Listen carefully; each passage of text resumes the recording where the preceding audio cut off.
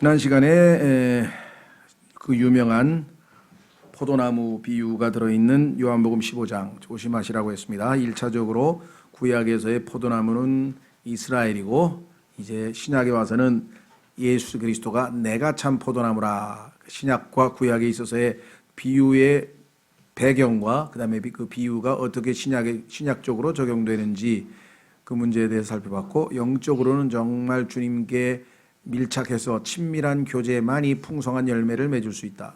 친밀한 교제 없이는 결코 열매를 맺을 수 없다라고 주께서 말씀을 하셨죠. 왜냐하면 주님께서는 아무것도 주님 없이는 아무것도 우리가 할 수 없다라고 분명하게 말씀을 해 주셨습니다. 그래서 우리는 하나님께 영광 돌리는 것이 우리 그리스도인의 존재의 목적이라고 한다면 그 영광은 반드시 열매로 맺어야 하는데, 그 열매는 성령의 열매이지 우리가 맺을 수 있는 열매가 아니다. 순전히 우리의 순종을 통해서 성령께서 우리 안에서 맺히실 수 있는 그런 열매라고 말씀을 드렸습니다. 자, 이제 그 풍성한 열매를 맺을 수 있는 또 한 가지의 중요한 조건은, 그것은 바로 주님을 향한 사랑입니다. 그래서 이제 주님과의 깊은 교제, 즉 사랑의 교제가 전제되지 않으면 주님 열매 맺을 수 없다. 더 풍성한 열매는 불가능하다. 이렇게 9절서부터 나와 있죠. 자, 그러면 9절서부터 시작하겠습니다. 아버지께서 나를 사랑하신 것 같이 나도 너희를 사랑하였으니 너희는 내 사랑 안에 거하라. 내가 내 아버지의 명령들을 지켰고 그분의 사랑 안에 거하는 것 같이 너희도 내 명령들을 지키면 내 사랑 안에 거하리라. 내가 너희에게 이 일들을 말한 것은 내 기쁨이 너희 안에 머물러 있어 너희 기쁨이 충만하게 하려 함이니라. 내 명령은 곧 내가 너희를 사랑한 것 같이 너희도 서로 사랑하라 하는 이것이니라. 아무에게도 자기 친구들을 위해 자기 생명을 내놓는 것 이것보다 더 큰 사랑은 없나니 무엇이든지 내가 너희에게 명령하는 것을 너희가 행하면 너희가 나의 친구니라. 이제부터는 내가 너희를 종이라 하지 아니하리니 종은 자기 주인이 하는 것을 알지 못하느니라. 오히려 내가 너희를 친구라 하였으니 이는 내가 내 아버지께 들은 모든 것을 너희에게 알려주었기 때문이라. 너희가 나를 택하지 아니하고 내가 너희를 택하여 세웠나니 이것은 너희가 가서 열매를 맺게 하고 또 너희 열매가 남아있게 하려 하며 또 너희가 내 이름으로 아버지께 무엇을 구하든지 그분께서 그것을 너희에게 주게 하려 함이라. 내가 이것들을 너희에게 명령하는 것은 너희가 서로 사랑하게 하려 함이니라. 그랬습니다. 자, 사랑과 순종만이 우리에게 풍성한 열매를 약속해 준다라고 성경은 말씀하고 있는데요. 한번 다시 9절로 돌아가서 한번 차근차근 살펴보도록 하겠습니다. 이 구절에 보면은 예수 그리스도의 마음의 그 놀라운 상태, 마음의 상태인데 그것은 바로 사랑입니다. 어떤 사랑인가? 아버지께서 나를 사랑한 것 같이 나도 너희를 사랑하였으니. 아버지의 사랑이 온 우주에서 가장 큰 사랑임을 부인할 수 있는 사람은 아무도 없겠죠. 하나님은 사랑이시라고 성경에 써 있고요. 그 사랑이 어떠한 사랑인지는 우리가 십자가에서 이미 알아보았고요. 그렇죠? 그래서 하나님의 그 크신 사랑. 그런데 예수님도 우리를 사랑하실 때 그 사랑으로 사랑해 주셨다. 나도 너희를 사랑하였으니 너희는 내 사랑 안에 거하라. 이렇게 지금 말씀을 했네요. 자, 그래서 주님께서 우리에게 이 첫 번째 보여주신 것은 자신의 마음이 사랑의 마음이다. 우리를 향하신 사랑의 마음. 그 다음에 그 사랑을 우리에게 누릴 수 있도록 그 사랑 안에, 예수 그리스도의 사랑 안에 우리에게 거하라라고 두 번째 주께서 말씀을 했죠. 그리고 세 번째 뭐라고 권면하는지 보겠습니다. 내가 내 아버지의 명령들을 지켰고 그분의 사랑 안에 거하는 것 같이 너희도 내 명령들을 지키면 내 사랑 안에 거하리라. 예수 그리스도와 아버지와의 관계가 우리와 예수 그리스도의 관계와 항상 대비되어 있습니다. 그러니까 신앙생활은 예수 그리스도와 아버지와의 그 관계에서 교제가 진행이 되고 섬김이 진행이 되고 정말 아름다운 모습인 것 같이 예수 그리스도와 우리와의 관계의 문제이지 율법을 지키고 열심을 내고 이건 다 나중 문제다 이 말이에요.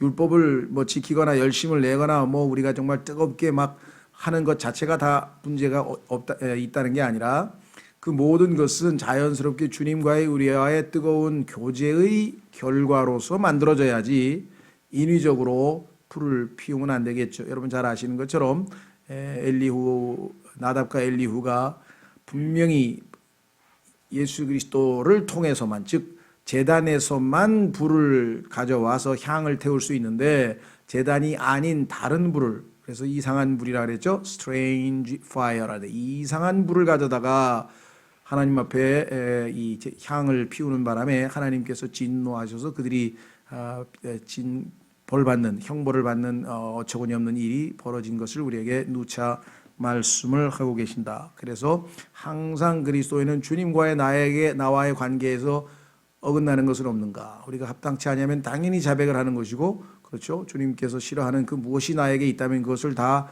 내려놓고 주님과의 나와의 거리낌이 없이, 막힘이 없는 상태가 되어야 그 다음 단계로 넘어갈 수 있는 것이다 라고 지금 주님께서는 아버지와 자신과의 관계가, 우리와 예수님과의 관계가 본이 되어야 된다 라는 사실을 우리에게 말씀합니다.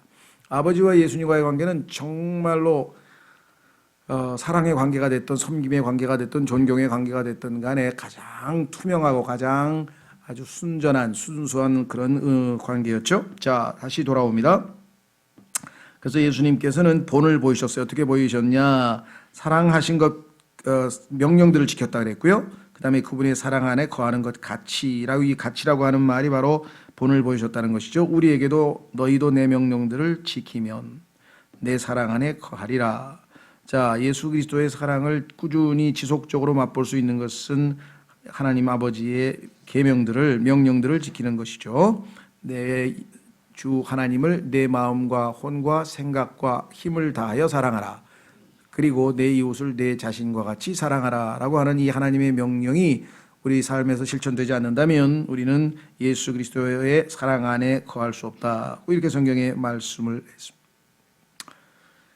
우리가 예수 그리스도께서 우리 안에 거하시고 우리가 예수님의 사랑을 알고는 있지만 그것이 실질적으로 거하는 형태로, 실질적인 열매의 형태로 나타나려면 우리가 생각하는 것 이상의 한 단계가 더 필요합니다. 에베소서로 가보겠습니다. 에베소서 3장에 가면은 사도 바울이 하나님께 기도하는 장면이 나오는데 그 기도의 내용을 보면 우리가 배울 만한 교훈이 있죠. 에베소서 3장.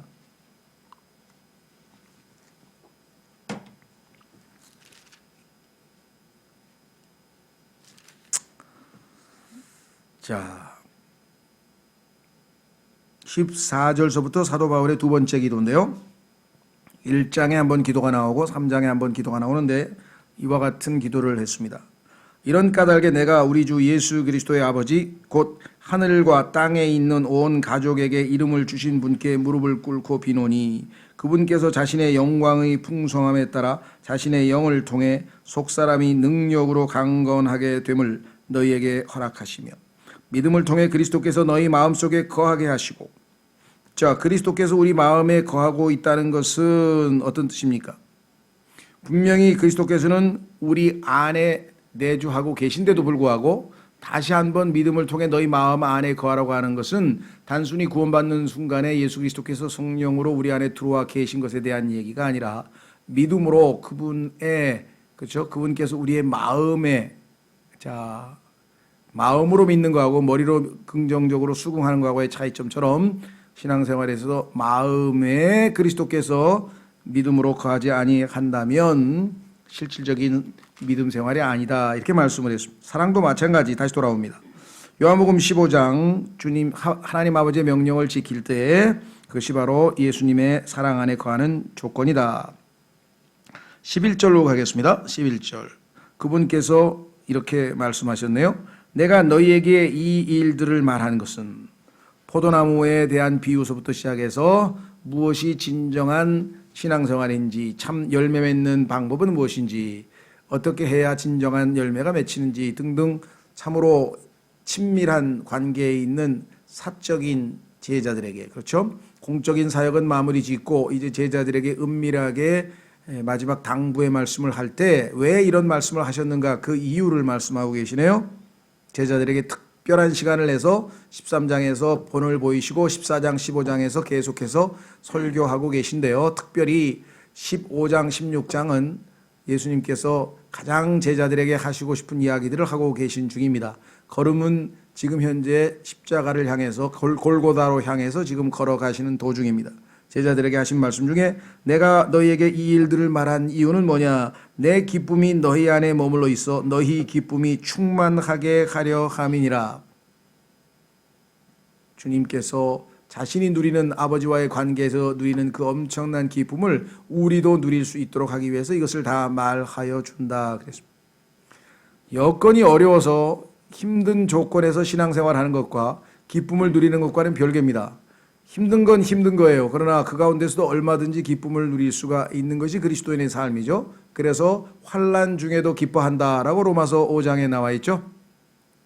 환난 중에도 기뻐하고 환난 중에도 즐거워하는 것이 그리스도인의 믿음의 능력입니다. 그렇죠? 자, 그래서 우리는 여기서 내 기쁨이 너희 안에 머물러 있어 너희 기쁨이 충만하게 하려 함이니라 이렇게 했네요.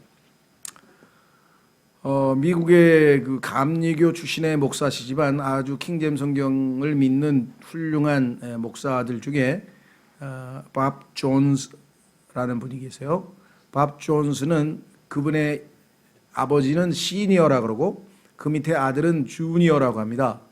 그 다음에 밑으로 내려가면은 또 있어요. 주니어라 해가지고 그러니까 1대, 2대, 3대까지 아마 지금 내려간 것 같은데 1대 그 아버지는 굉장한 아주 존경받는 목사였고요. 2대, 3대로 내려가면서 점점 타협을 해서 그렇게 존경보다는 조금은 아버지의 명예에 먹칠을 한 아들들이 있었는데 이 아버지가 남긴 명언들이 굉장히 많아요. 예를 들면 최선을 다하지 않는 것은 죄다라는 것도 있고요. 영원의 제단 위에 일시의 제단 위에 영혼을 바치지 말라. 뭐 이런 얘기도 있고요.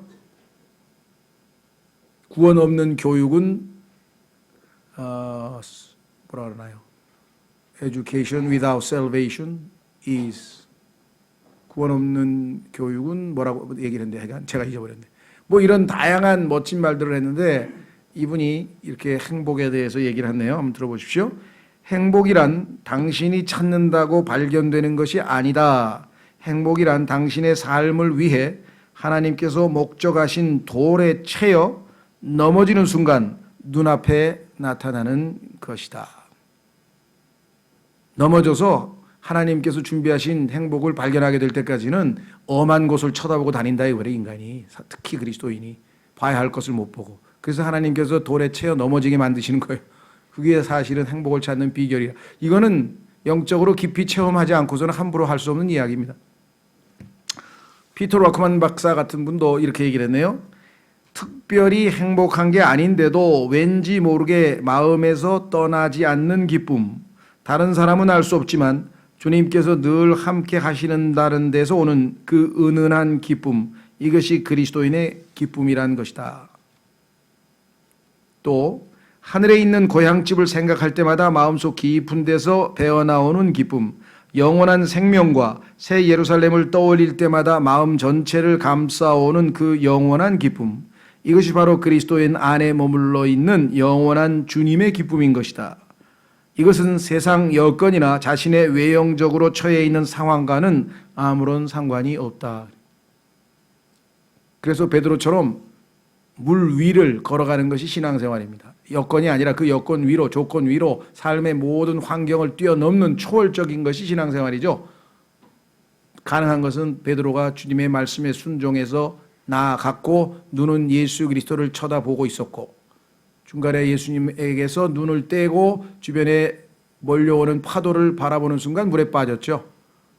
우리가 마찬가지예요. 조금 물 위를 걸어가는 것 싶더니 다시 물에 빠지고 조금 물 위를 걸어가는 것 같더니 다시 물에 빠지고 그렇죠? 베드로처럼 나를 구원하소서 나를 구원하소서 물속에 빠져서 외칠 것은 그것밖에 더 있겠냐 이 말이죠. 그렇죠? 자, 그래서 우리는 예수 그리스도께서 제자들의 기쁨을 항상 염두에 두셨다. 사실 하나님만큼 기쁨이 많으신 분은 없어요. 굉장히 그리스도인들은 하나님이 근엄하고 두렵고 거룩해서 기쁨이고 그런 것이 도대체 별로 없으신 분 같지만 전혀 잘못 짚은 겁니다. 하나님의 가장 큰 속성 중에 하나가 기쁨이에요. 기쁨. 성령의 열매도 기쁨이라는 게. 자, 한번 확인해 보겠습니다. 시편 16편 11절. 진정한 즐거움이란 무엇이냐? 이 세상 사람들은 즐거움보다는요, 잠깐 오는 쾌락 또는 잠깐 주는 재미, 펀이라고 그러죠. 펀, 재미. 그것은 일시적으로 우리에게 약간의 즐거움을 줘요. 그걸 나쁘다고 생각할 필요는 없어요.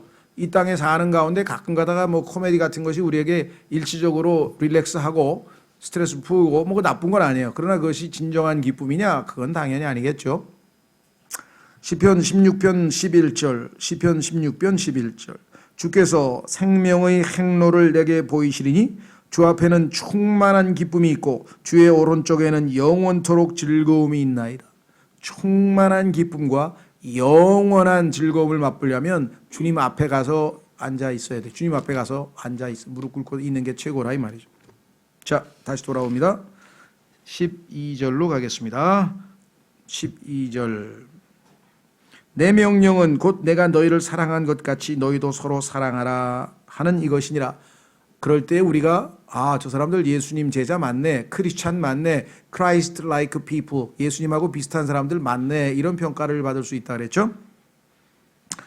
그래서 우리는 두 번째 테마로 갑니다. 13절에는요 이제 예수님과의 교제를 더 심화시키면 친구 사이가 돼요. 교제하는 사이, 이제 알아가는 정도에서, 친구를 알아가는 사이에서 이제 완전한 친구가 됐다는 얘기는 마음이 완전히 통하는 경우가 되겠죠. 자, 그래서 예수님께서는 드디어 제자들에게 자신이 이제 그들의 친구가 됨을 선포하고 계십니다. 예수 그리스도께서 말씀하셨으니까 우리가 믿지, 그렇지 않고서는 믿겨지지가 않는 거죠. 어떻게 그분이 우리하고 친구가 될 수가 있어요? 창조주가 되실 수 있고 구세주가 되실 수 있고 구원자가 되실 수 있고 주님은 되실 수 있겠지만 친구라니? 그러면 예수님께서는 어떤 의미에서 창조주와 피조물의 관계까지 포함해서 격차가 어마어마하게 격차가 나는데 친구가 되실 수 있는가? 그 이유를 말씀하고 계시죠. 13절. 아무에게도 자기 친구들을 위해 자기 생명을 내놓는 것, 이것보다 더 큰 사랑은 없나니. 그렇습니다. 생명을 내놓는 것이 가장 큰 사랑이죠. 예, 너무나 분명하죠. 그래서 예수님은 자신이 뭐예요? 자신의 생명을 내어주셨죠. 그리고 우리를 친구로 여긴 거 아니겠습니까? 예. 자, 그러니까 여기서 얘기하는 사랑은요, 십자가에서 우리를 위해서 죽으신 것이 아니라 그보다 더 친밀한 구원 이후에 형성된 우정, 구원 이후의 사귐을 통해서 더 깊어진 우정, 그렇죠? 그걸 말씀하고 계신 것 같아요. 자, 그 다음 넘어가면은요, 뭐라고 말씀하셨는가? 무엇이든지 내가 너희에게 명령하는 것을 너희가 행하면 너희가 나의 친구니라 라고 선언했네요. 친구가 될 수 있는 조건은 주님의 말씀에 순종하는 것. 그 다음에 15절에는 친구의 개념, 친구라고 하는 것의 정의, 어떤 의미에서 주님은 우리를 친구로 대할 수 있는가? 그것은 자기의 마음속에 있는 것을 숨기지 아니하고 털어놓는 대상으로 삼아주셨다. 그것도 하늘에 계실 때 아버지로부터 들은 것을 우리들에게 남기지 않고 다 말해 주었다. 어마어마하게 놀라운 일이죠. 그렇죠? 예. 우리나라도 보면요, 뭐 미국도 마찬가지고, 대통령이든 누구든 가서 만나고 옵니다. 그렇죠? 1대1로 밥을 먹고 오든 차를 마시고 오든 독대를 하고 온 다음에 거기서 뭔 얘기 나누는지 얘기를 안 해줘요. 기자한테도 얘기 안 해주고 자기만 알고 있는. 함부로 얘기해 주는 거 아니잖아요. 그렇죠? 아주 친밀한 친구, 아주 신뢰하는 사람 아니고서야 그 얘기를 해주겠습니까? 그 내용을? 얘기를 안 해줍니다. 근데 예수님은 아버지와 자신과의 나눈 이야기들을 우리에게 다 얘기를 해줬으니 내가 너를 친구로 대하는 것 아니고 무엇이냐, 이렇게 말씀을 하셨다는 거죠. 15절. 이제부터는 내가 너희를 종이라 하지 아니하리니 종은 자기 주인이 하는 것을 알지 못하느니라. 종은 주인이 시키는 대로만 합니다. 주인의 생각이 무엇인지, 주인의 마음이 무엇인지, 주인이 왜 그런 일을 하는지, 주인의 계획이 무엇인지, 목적이 무엇인지 그런 것 관심 없어요. 종은 주인이 시키는 대로 복종하는 것 자체가 종의 존재 목적이죠. 우리는 그게 아니고 왜 우리에게 그러한 일을 지시하셨는지, 왜 그런 말씀을 하셨는지를 알려주신다. 오히려 내가 너희를 친구라 하였나니 이는 내가 내 아버지께 들은 모든 것을 너희에게 알려주었기 때문이라. 주님이 우리를 어떻게 대우하셨는가, 어떻게 대접했는가, 친구처럼 대해주셨다. 왜? 아버지에게 들은 말씀을 우리에게 다 알려주셨다 라고 성경에서 말씀을 했습니다. 그렇죠? 참 여러분과 제가 긍지를 가질만 합니다. 그런데도 불구하고 우리는 주변 여건과 우리가 처해 있는 처지에 따라 우리가 참 그렇게 주님께서 기대하시는 것만큼 큰 기쁨과 행복을 맛보고 있지는 못하고 있는 것 같아요. 그렇죠?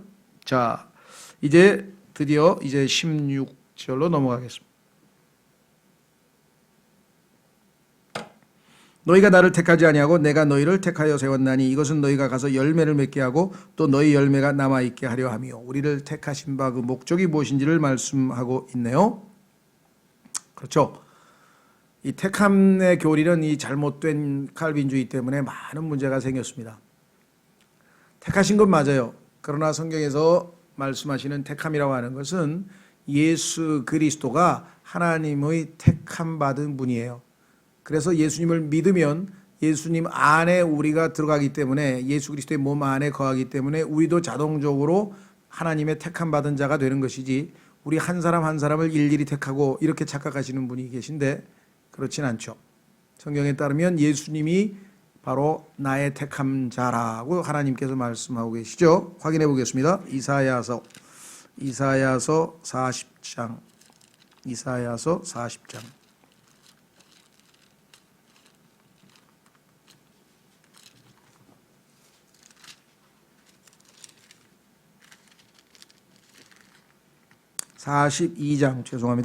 이사야서 42장 1절. 이사야서 42장 1절에 보시면 하나님께서 예수님을 자신의 종이라고 하면서 이렇게 말씀하시죠. 내가 떠받쳐 주는 나의 종, 내 혼이 기뻐하는 자, 곧 나의 선택한 자를 보라. 이분이 예수님이시죠. 어떻게 할 수 있는가? 하나님께서 이렇게 말씀하시잖아요. 내가 내 영을 그 위에 두었은즉 그가 이방인들에게 판단의 공의를 베풀리라. 그는 외치지 아니하고 자기 목소리를 높이지 아니하며 그것을 거리에 들리지 아니하게 하고 상한 갈대를 꺾지 아니하며 연기나는 심지를 끄지 아니하고 판단의 공의를 베풀어 진리에 이르게 하리라. 쭉 읽어보면 예수님 맞네. 복음서에도 바로 이 구절이 인용되어 있죠. 예수님이 바로 뭐예요? 나의 택한 선택한 자. 하나님이 선택한 자가 누구예요? 예수 그리스도. 그런데 그 예수님을 믿고 우리가 예수님 안으로 들어가면 자동적으로 우리도 택한 받은 자가 되는 것이죠. 그래서 베드로서에 보면은 너희 택한 받은 자들아, 우리가 예수 그리스도의 안에 있기 때문에 택한 받은 사람이 된 것입니다. 자, 다시 돌아옵니다. 요한복음 15장 15절 16절. 너희가 나를 택하지 아니하고 내가 너희를 택하여 세웠나니 이것은 너희가 가서 열매를 맺게 하고 또 너희 열매가 남아 있게 하려 함이라.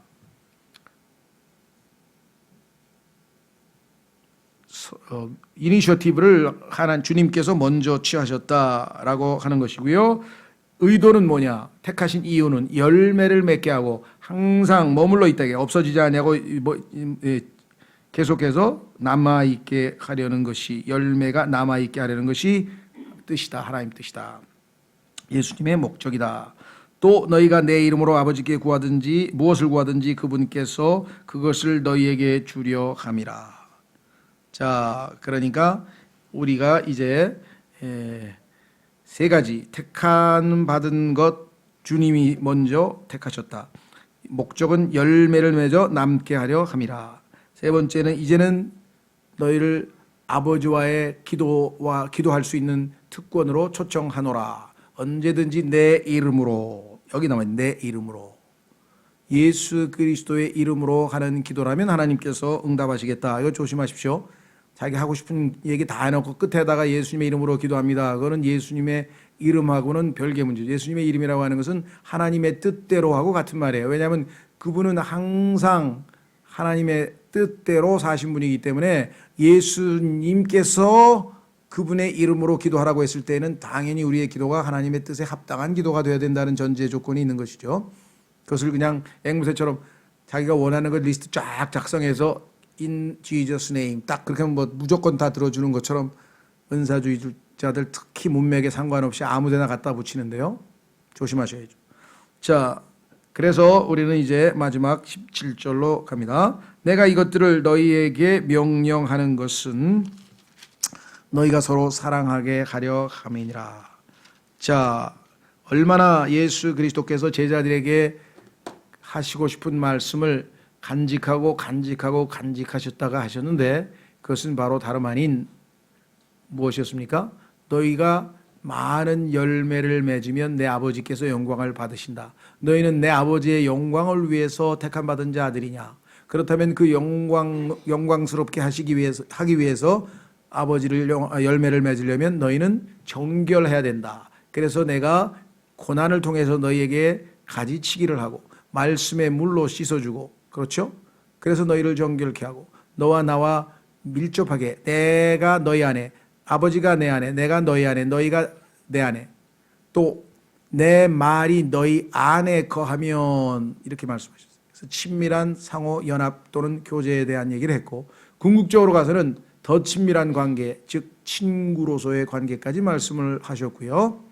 예, 정말 다른 이 일반적으로 구원받은 사람들보다는 특별한 관계임을 말씀하셨죠. 성경에 보면 예수님의 12제자가 있습니다. 12제자 중에서 중요한 일이 있거나 주님께서 특별히 좀 해야 될 일이 있을 경우에는 소위 말하면 측근 3명만 데리고 가셨어요. 평소 때는 12명을 다 데리고 다니시다가 중요한 일이 있을 때는 베드로, 야고보, 요한 이 3사람만 데리고 가셨습니다. 근데 그 중에서 또 가장 특별하게 예수님에게 가장 밀착해서 품에 기대어 식사까지 하면서 예수님과 그야말로 연합된 삶의 모습을 보인 사람은 요한입니다.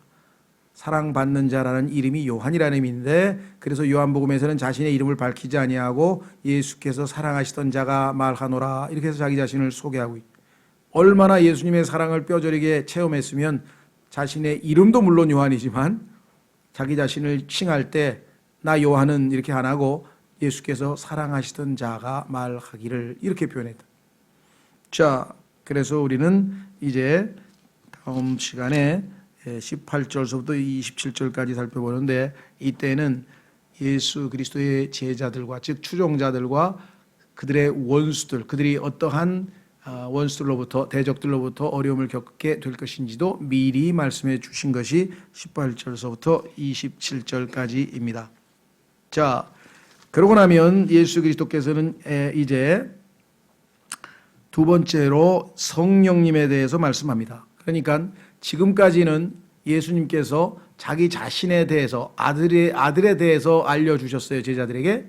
그리고 15장 26절부터, 즉 16장 전체에 걸쳐서는 성령님이 누구이신지를 자세히 설명해 주고 계십니다. 그 다음에 16장 중간에서부터 마지막까지는 하나님 아버지가 누구이신지, 그러니까 예수님께서 십자가를 지고 이제 하늘로 가셔서 제자들과 헤어지기 전에 가장 알려주고 싶으신 분은 누구예요? 삼위일체 하나님에 대해서, 아들에 대해서, 성령님에 대해서, 아버지에 대해서 다 알려주셨죠.